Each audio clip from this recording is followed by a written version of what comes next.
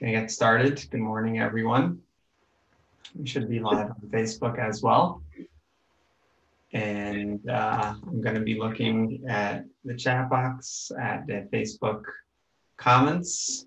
Feel free to make some live comments, questions, whatever you would like to share as well. And today's topic is going to be the art of forgiveness. And I'd like to begin by talking about the story of Yosef and his brothers.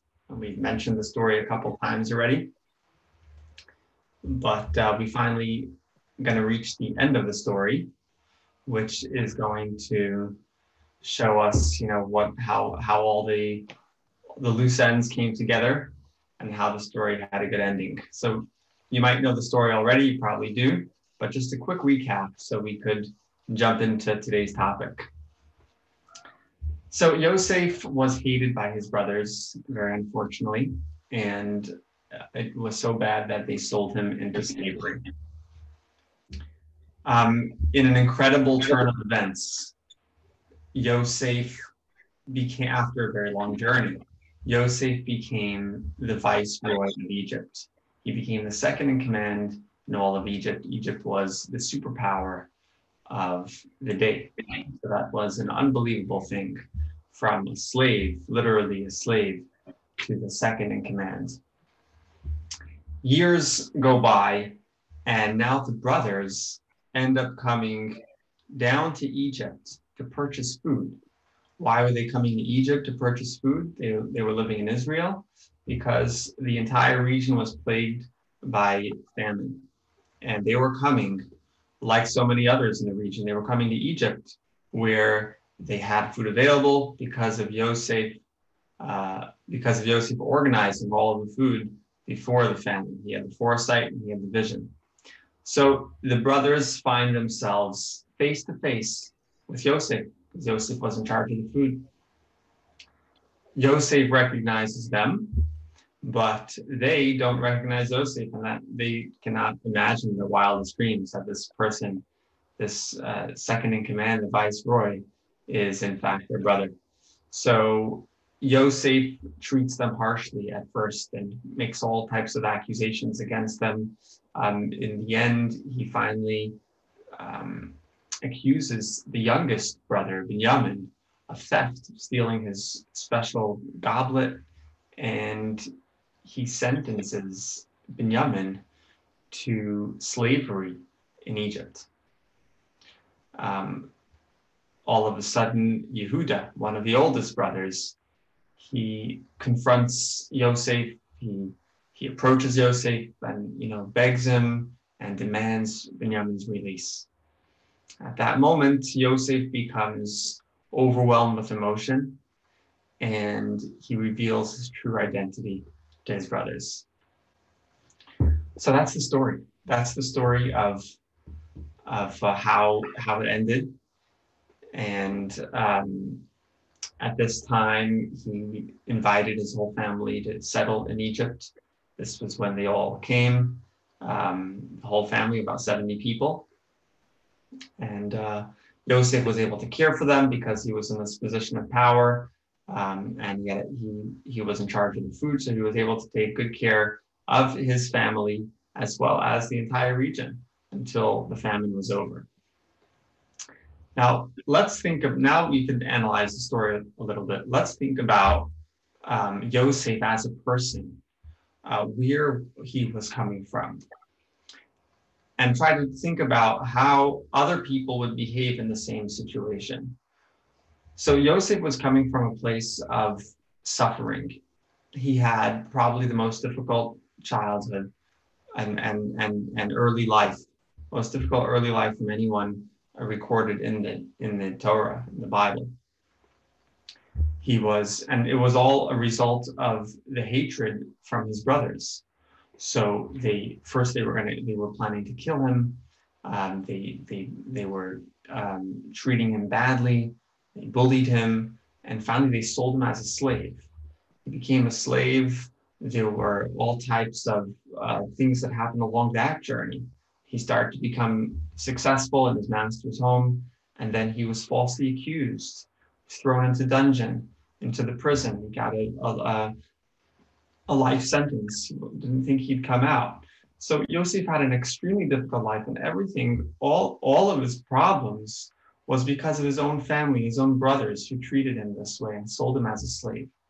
So how would other people, now Yosef all of a sudden has a tremendous amount of power. He's second in command of the superpower of the world. Not only that, his brothers come and his brothers are facing him and asking him for food. How would other people behave in the same situation? Perhaps it would be normal for people to have feelings of revenge, of anger, punishment. You know, the brothers deserved perhaps, you know, some type of punishment, maybe a really bad punishment. And Yosef, wouldn't he want to take revenge against his brothers? So just think about Yosef as a person. Where was, you know, where he was coming from, and how you might expect him to behave, and how you might expect him to react to the new situation.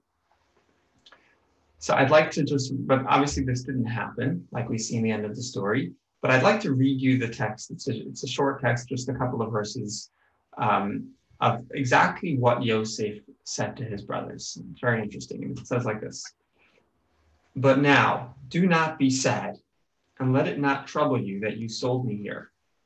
For it was to preserve life that God sent me before you. You did not send me here, but God. And he made me a father to Pharaoh, a lord over all his household, and a ruler over the entire land of Egypt." So this is what Joseph said to his brothers. He didn't scream at them. He didn't rebuke them. He didn't take revenge against them. He didn't punish them. Instead, he embraced them and he comforted them. He comforted them and he said, you know, don't feel like this is your fault. Don't feel like I'm here because of you. I'm here because of God. So somehow Yosef was able to look past all of his pain and all of his challenges and appreciate the big picture, and to appreciate and understand how God orchestrated events so that he, Yosef, could eventually reach this position of power and be able to provide and save, first of all, himself, his entire family, and ultimately the entire region. So somehow Yosef was able to look past all of his personal troubles and his personal difficulties, and he was able to see the big picture and appreciate, you know, how all of this, even though it took so long and the challenges were real, he was able to appreciate how this all led to the big picture. So talking about anger, feeling angry is certainly a natural feeling, and it's a normal feeling. And people have reasons to be angry, and we all have situations in our life where we know that we have certain reasons or certain things happen to us, and it would be normal for us to have feelings of anger. Now, often anger, the feeling of anger, is counterproductive. Sometimes it could even be destructive. So most people will probably agree that anger is not a good thing. Now, I'm not suggesting that it should be suppressed. I'm not suggesting that it should be ignored and that it should be kept within.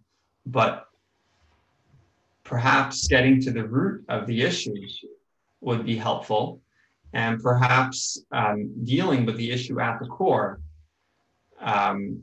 could be important and could be helpful for anyone to feel healthy and to feel good about their life situation, and to be able to grow and be successful. So people do all sorts of things to manage issues that they might have with anger or other issues. People might go to professionals. People might do all sorts of things and find all sorts of ways to to be at peace with themselves. But the truth is, in many cases, an understanding of where Yosef was coming from and how Yosef was able to react in this way, this could be very helpful to many people in many cases when facing certain situations, difficult situations where you might feel angry. So of course, this is not to replace someone who needs to see a professional, but in many cases, understanding Yosef's story could help us tremendously. And I'd like to talk about how Yosef was able to react in this way, and what was going through Yosef's mind. How was he able to behave in this way towards his brothers who hated him and caused all of these troubles that he had throughout his life? Now, people talk about acts of God, right? Look into your insurance policies. I'm sure you'll come across acts of God. What is the definition of acts of God? I'm sure your insurance policies will give definitions, but if you give a quick Google search, I just did before, I jotted it down. It says, acts of God are uncontrollable forces of nature. Okay, that's acts of God. So this is how people typically think about acts of God. But the fact of the matter is, the truth is, according to Judaism, every single thing that happens in the world is according to God's plan, and in a way, an act of God. Now, we had, in the past, we had discussions about freedom of choice. And of course, Judaism believes strongly that everyone does, in fact, have freedom of choice. But at the same time, without taking away from people's freedom to choose, at the same time, we will not be able to ruin God's plan, so to speak. So God has a certain master plan, certain plan of for the world. And while we have freedom of choice, we're not going to be able to disrupt and ruin God's plan, so to speak. So let's say a simple example. We brought this example in the past. Somebody tries to kill. So killing, it's the worst thing that you could do. Such a person is called a murderer. Now, at the same time, if this person is attempting to murder, they cannot decide and they cannot determine when it is time for their victim to die, right? They don't determine. It's God who determines when it's a person's time to die. So theoretically, if this person is supposed to remain alive, the victim is supposed to remain alive, God will organize a way for this person to survive. So any number of things could happen. The bullet could miss. The gun could be jammed. The victim could have missed his ride to get to the place where he was supposed to be. So many things can happen. So while this murderer is certainly held accountable for his actions, not necessarily not necessarily will this person die, and this murder cannot ruin God's plan. So of course this is a major topic, and we spent a lot of time talking about this in the past.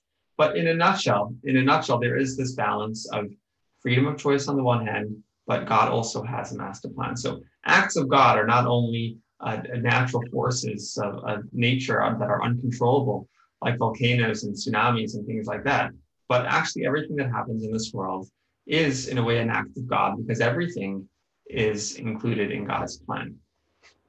Now, this is something that Yosef understood very well. And Yosef understood that his brothers would certainly be held accountable for their evil actions, for everything that they did to him, and most importantly, for selling him as a slave, which led to everything, all of his troubles, everything that happened in his life. But at the same time, Yosef understood that the reason he was in Egypt is not because of his brothers, but because God orchestrated things in such a way that he should end up there. And why did God want him to end up there?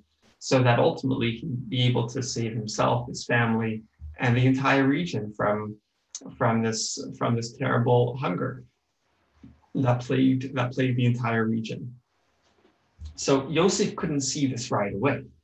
Yosef lived a very difficult life, and it was a very long time until he reached this position of power, until things turned around and things started going well for him. So Yosef couldn't see this master plan right away. He didn't understand immediately, why it was happening in this way, and why it was happening to him, why he was suffering so much, and why he had to have such a difficult life because of his own brothers. And the same is with us. Sometimes we are not able to understand, and sometimes we are not able to see the reasons and God's plan, and to realize that what actually is happening is something good. So often we're not able to realize the good of certain things that are happening in our life, and very often we're not able to understand the big picture and to understand the big plan while it's happening, and sometimes even for a long time afterwards. And this is what happened with Yosef. Yosef spent many years suffering and with terrible difficulties and challenges. And only in the end did it become very clear, not only to Yosef but to everyone, that in fact God was organizing things in such a way. So of course the brothers are held accountable for what they did. They didn't have to be the ones to bring about this whole chain of events. So they are certainly held accountable for their actions.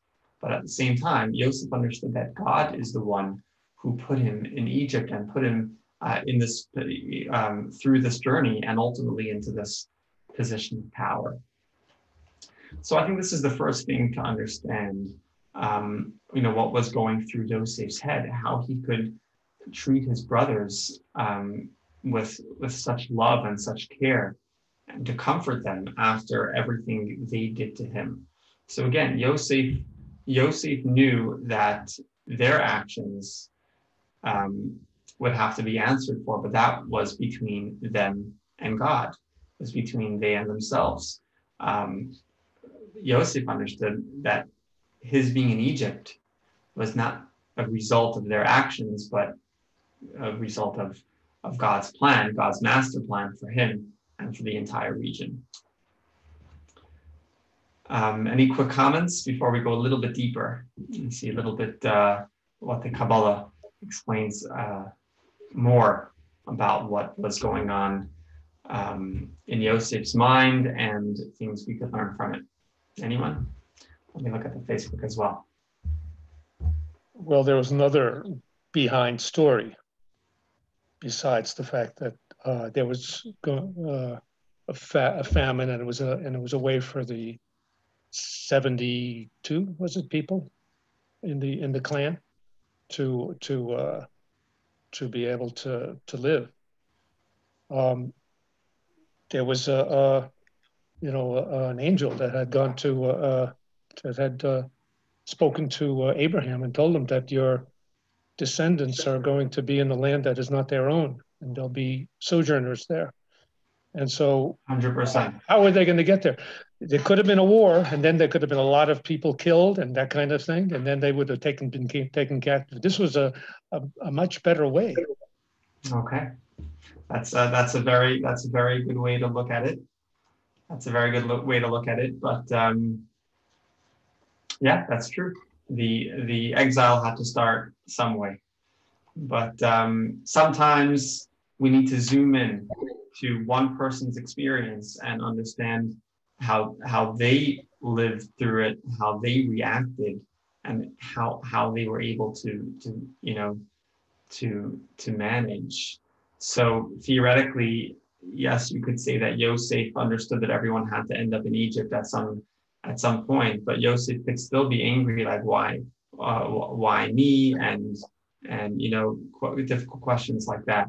So hopefully some of this explains how Yosef was able to cope with all of this. But I'd like to go a little bit deeper and see what the Kabbalah says about challenges that we might have, and how they can be dealt with, and things that we could learn from it, and what Yosef was thinking a little bit more, to understand a little bit better. So we're talking a lot about the acts of God, and now we're saying that actually everything is an act of God, and everything that happens in the world is for some purpose, and we might not understand it at first. We might never understand it, but there is some plan. And in Yosef's case, it became clear what that plan was and what those reasons were. The Kabbalah says that actually everything that God does,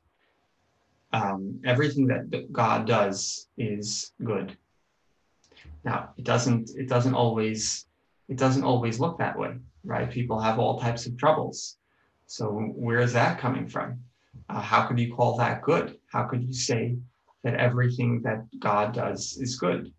And the Kabbalah explains something a little deep, and something that might be difficult to understand, especially if you're going through something. But nevertheless, to try at least to understand what the Kabbalah is saying. The Kabbalah says that it's true that everything that God does is good. It's just that sometimes the good is so great, and the good is so powerful, and the good is so bright, that it cannot be recognized in our finite and limited world, right? So you think about God is infinite, God is limitless, and God's kindness is limitless. And so sometimes, says the Kabbalah, it's possible that the gift that God is giving is so great that we cannot comprehend it. We cannot appreciate, we don't understand how this in fact is something good. And the way we see it with our eyes, and the way we understand it with our minds, is that this is a bad thing, and we hope that it goes away, and we hope that it doesn't happen to us or to anyone else. But the Kabbalah says that it might be such a great gift that we just don't really understand what it is and what it's all about. And just a little example. I know this is a difficult thing to understand, but a little example. Imagine you have a little boy who dreams of getting a colorful tractor for his birthday. And it comes his birthday, and his parents, who love him dearly, give him an envelope. And he opens the envelope, and it's just a little piece of paper inside. And he doesn't see the tractor. And so, of course, he becomes very angry and throws a tantrum. What's written on the paper? It's a check of 1 million kroner or 100 million kroner. And the parents love their child so much that they want to give security, financial security, so that for his education, for his future life, and so that he could be successful, and so on. But the child is too small, and his brain is too small and inexperienced to understand the greatness of the gift, and to understand the greatness of his parents' kindness. He doesn't see the truck that he expected and that he wanted, so he throws a tantrum. But so in fact, in this example, the gift is so great. The gift is so great, but it's too great for the child to comprehend and to appreciate its greatness. So in a similar way, says the Kabbalah, we might be receiving a gift from God, but it's not what we want. It's not what we expect, because we live in a different reality. We live in a very physical and very limited reality. Like the child has a certain perspective and a certain understanding of what he should receive for a birthday present and what's good in life. So the Kabbalah says that, in fact, everything that comes from God is good. Sometimes we see it, sometimes we don't. Sometimes the reason why we don't see it is because it's such a great thing such an unbelievable gift that we simply don't comprehend it. Now, this is something that might be helpful to people when they're going through something. Now, this does not mean, and of course, we should never judge someone else who's going through a hard time, someone else who's going through a challenge, someone else who's in pain. We should never try to explain their suffering. We should never think to ourselves, oh, it's probably okay because in the end it'll work out, and in the end there must be a good reason for it. No, that's not what it's about. If somebody is in pain and somebody is suffering, we need to be there for that person. We need to pray to God that they be cured, or that they come out of whatever difficult situation they're in. So this idea of the Kabbalah, what Yosef was thinking, first of all, that God is the one who put him in this position, and God has a master plan. And also what the Kabbalah says on a deeper level, that everything that God does is for good, even if we don't understand it. Maybe it's too great for us to understand. This is to help us, if we're going through something, we could try to think about these things and try to realize that even though it doesn't look so good, but there must be, in essence and at the core, it must be good. So this is something that we could try to help ourselves with. But we should never try to explain someone else's pain and someone else's suffering. We need to be there for them. We need to feel their pain with them, to experience what they're experiencing, to empathize with them, and to do whatever we could to help them, and in the end, just to pray to God to remove their pain and suffering.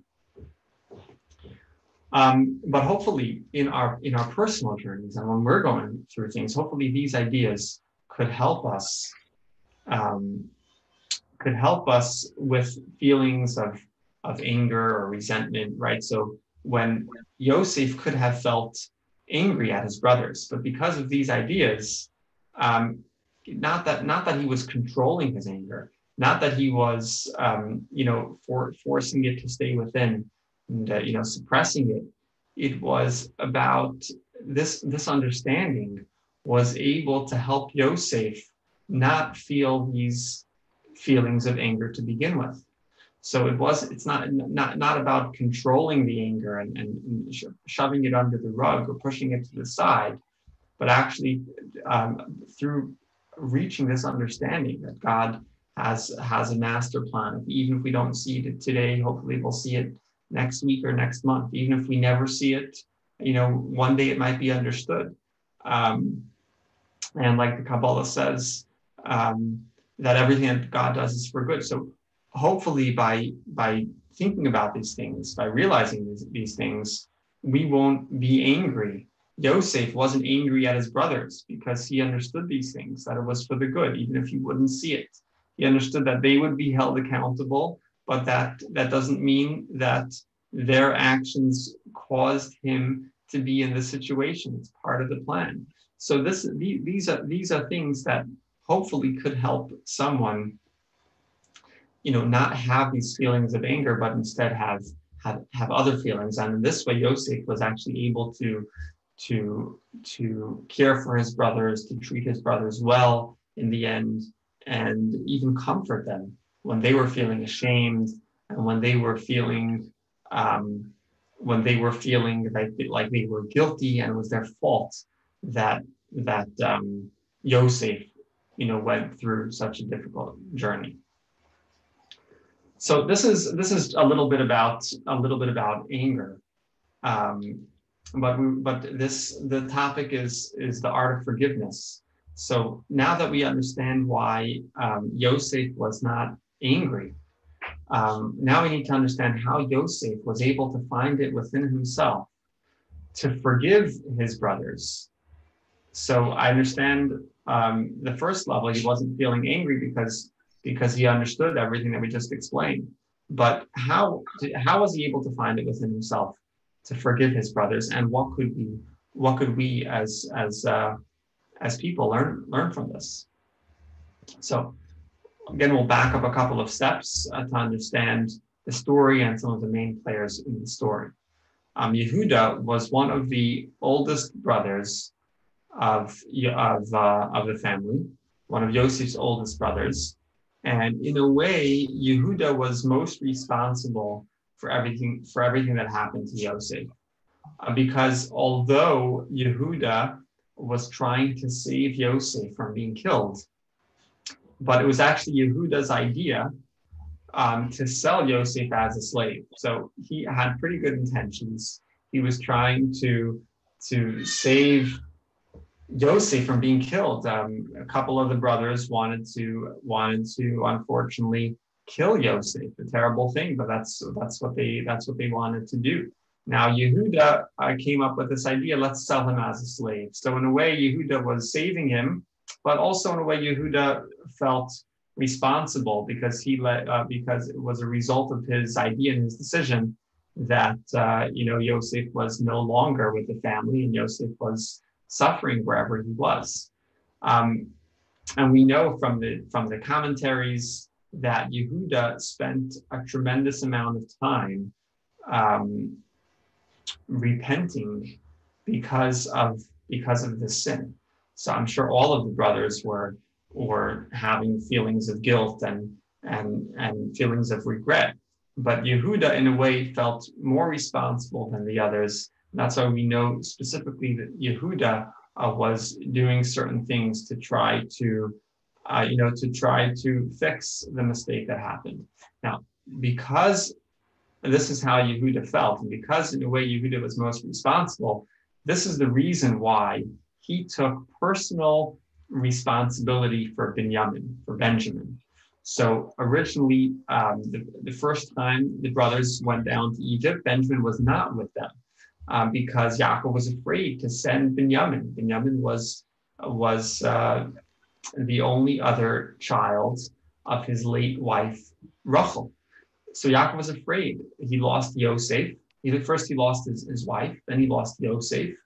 And now he was afraid he'd lose Benjamin. Now, the second time they had no choice because the viceroy of Egypt demanded that Benjamin be brought before him. So Yehuda promised their father Yaakov that he would bring Benjamin home safely. Now, why would Yehuda, out of all the brothers, out of all the 9 brothers, out of all the 10 brothers, why was Yehuda the one promising and taking responsibility? But this is the answer. The answer is because Yehuda felt responsible because of what happened with Yosef, because he was the one who brought this idea and made the sale into slavery happen, the sale of Yosef into slavery happen. Now, Yosef gave his brothers a very hard time. We mentioned in the beginning that he really spoke them very harshly, and he really accused them of all types of things, of being spies, of trying to make a strategy to conquer the land, of all types of different accusations he was making against them. And in the end, he accused Benjamin of stealing Yosef's silver goblet, and he demanded that Benjamin remain in Egypt as a slave, as a punishment for stealing from Yosef, the viceroy of Egypt. Now, why was Yosef going through this whole play? What was the purpose of making his family so afraid and so nervous and causing his father so much pain? They went home to their father and reported everything that happened, and this caused tremendous pain and suffering to their father as well. So why was Yosef doing all of this? What was the point of this exercise? Making accusations against them and then saying that Benjamin had to remain behind as a slave in Egypt.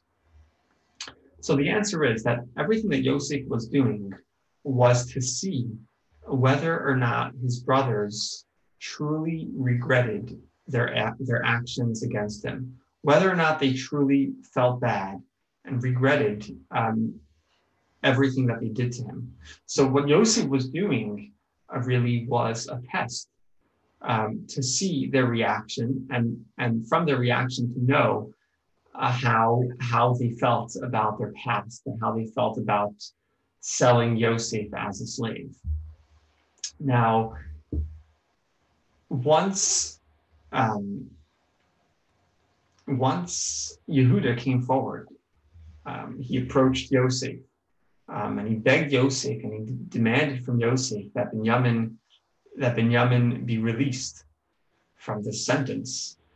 The commentaries say that Yehuda was so strong, Yehuda was so angry, that he was ready to use violence against Yosef and his powerful men who were around him. Now, obviously, it would be a suicide mission. What could one person, or even if you have all the brothers, even if you have 10 people, what could these 10 people do against the king of Egypt? They would have no way to successfully release their brother by force. What would be the point of using force? What would be the point of using violence? And the answer is that it would be a suicide mission. Yehuda just felt like he had to do whatever he could do to try and secure the release of their brother. Now, when Yosef saw this, when Yosef saw that, first of all, he overheard them talking, and he overheard them saying that, it's because of what we did to Yosef that now this is happening to us. He was able to hear from them the regret in what they were saying and in their voice. So he knew that they regretted their past mistakes. But when Yehuda came forward and showed this type of courage and this type of self-sacrifice for their brother Binyamin, Yosef understood that they truly meant what they were saying, and they truly regretted their past mistakes. Because in Judaism, what is repentance? What is returning to God? What does that entail? What does repentance and return entail? It entails two things. Number one, regret. So regretting the mistake.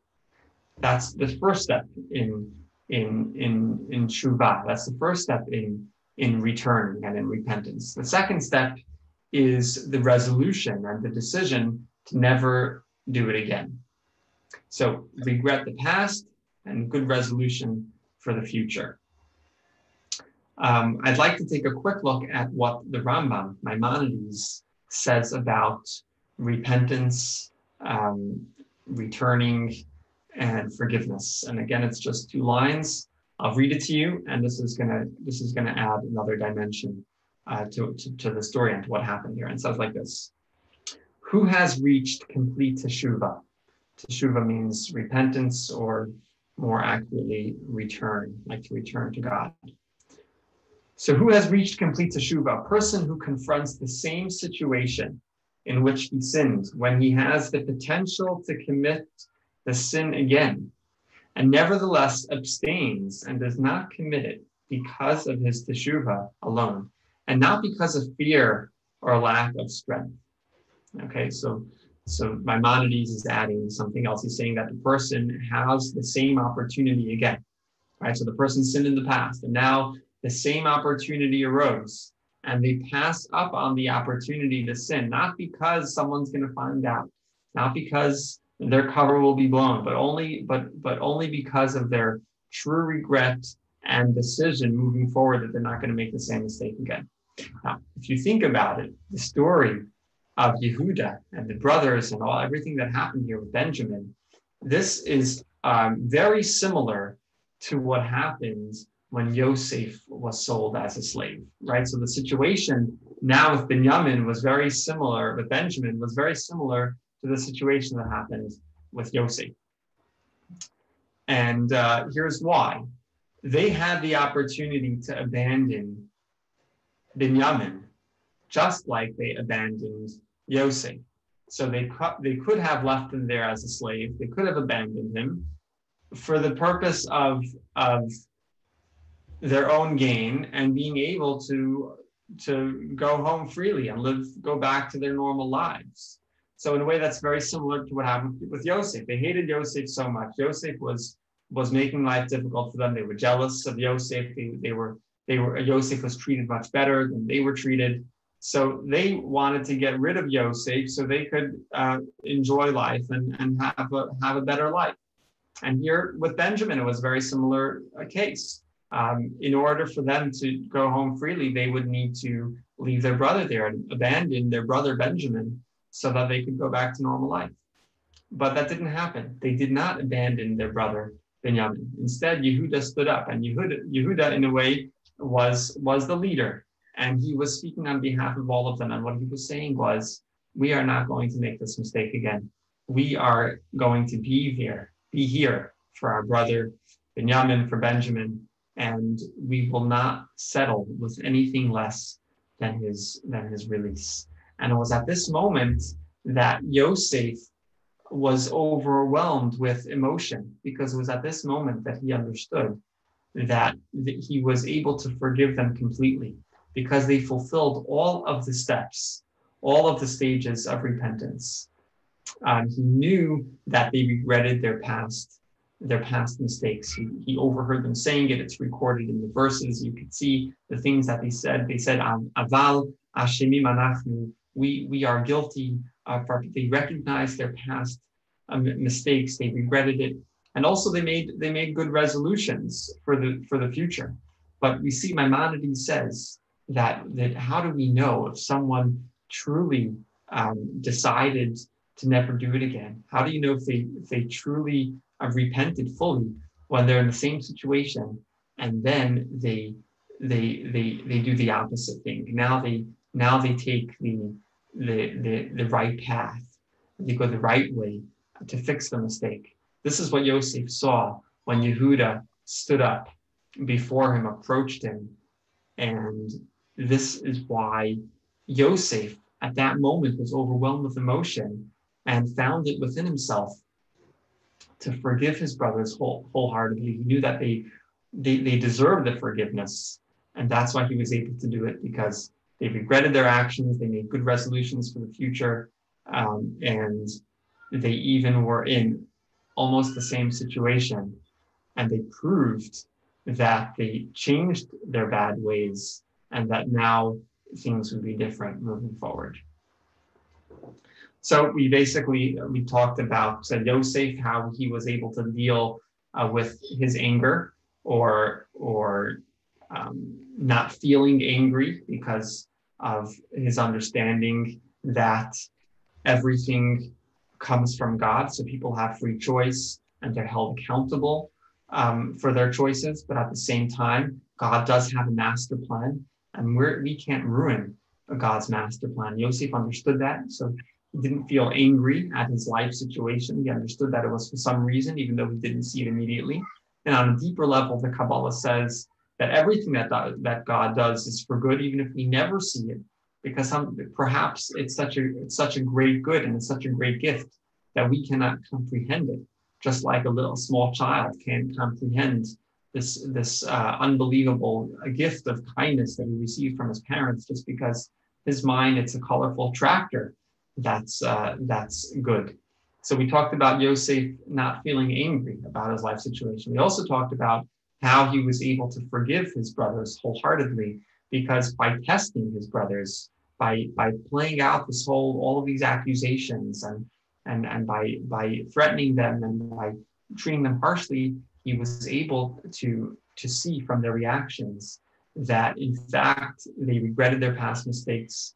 They fully repented, fully returned, and they were willing to do whatever it took to do the right thing, to be there for Benjamin, to be there for Benjamin. That's how Yosef knew that they regretted their actions, their wicked actions, their evil actions that they took against him.